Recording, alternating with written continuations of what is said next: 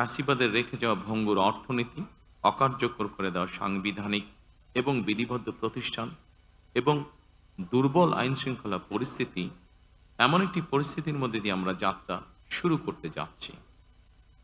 আপনাদের স্বতঃস্ফূর্ত অংশগ্রহণের ১.৫ দশকেরও বেশি সময় পর দেশে পুনরায় জনগণের সরাসরি ভোটে জনগণের কাছে জবাবদিহিমূলক সংসদ এবং সরকার প্রতিষ্ঠিত হতে যাচ্ছে।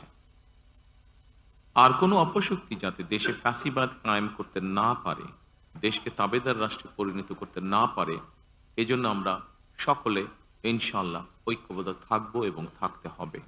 জাতীয় নির্বাচনে অংশগ্রহণকারী প্রতিটি রাজনৈতিক দলকেও আন্তরিক অভিনন্দন জানাই। গণতান্ত্রিক রাষ্ট্র এবং রাজনীতিতে রাজনৈতিক দলগুলো মূলত গণতন্ত্রের বাতিঘর।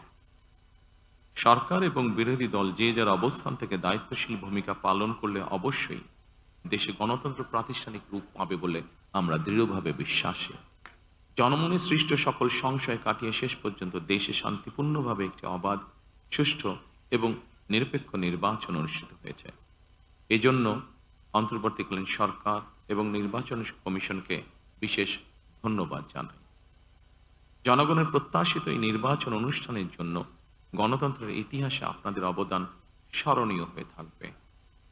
নিরপেক্ষ নির্বাচন অনুষ্ঠানের সঙ্গে সংশ্লিষ্ট বিচারিক কর্মকর্তা, জনপ্রশাসন, সশস্ত্র বাহিনী এবং আইনশৃঙ্খলা বাহিনী সকল কর্মকর্তা, সদস্য এবং রিটার্নিং অফিসার, সহকারী রিটার্নিং অফিসার, প্রিজাইডিং অফিসার, সহকারী প্রিজাইডিং অফিসার এবং পোলিং অফিসার সহ সংশ্লিষ্ট ব্যক্তিবর্গ, আপনাদের আন্তরিকতা এবং দায়িত্বশীল ভূমিকা ছাড়া অবাধ এবং সুষ্ঠু নির্বাচন সম্ভব হতো না।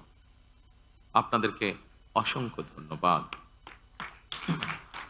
এই দীর্ঘ সময় দেশ গণতন্ত্র প্রতিষ্ঠার আন্দোলনে যারা শহীদ হয়েছেন, হতাহত হয়েছেন, যাদের রক্ত মাড়িয়ে কষ্টের সিঁড়ি বেয়ে আজকের এই গণতান্ত্রিক বাংলাদেশ, সেই সকল বীর শহীদদের প্রতি জানাই গভীর শ্রদ্ধা।